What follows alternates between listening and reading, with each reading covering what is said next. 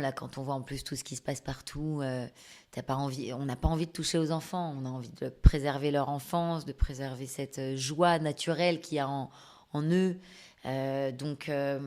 Moi, j'ai envie de préserver ça le plus longtemps possible. Après, malheureusement, dans nos discours, on- j'ai l'impression que déjà très jeunes, ils vont être confrontés aux angoisses de leurs parents. On a beau se dire, on va les préserver de tout ça. Non.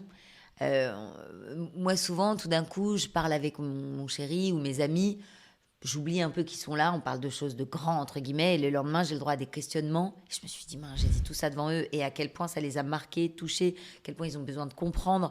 Donc, j'ai envie de les préserver, et en même temps, j'ai pas envie de les prendre pour des idiots, quoi. Ils ressentent tellement tout, fois mille, ils ont tellement tout capté très vite que s'il y a des questions, je prends le temps Donc d'y tu y réponds répondre. quand tu parles, ça veut Ouais. dire que tu as des angoisses que tu exprimes, et si après ils viennent te voir en te disant maman, je comprends pas pourquoi tu as dit ça, ou je sais pas sur tel ou J'essaye tel de, sujet. de, de, de, de répondre à leurs demandes, en tout cas d'explications.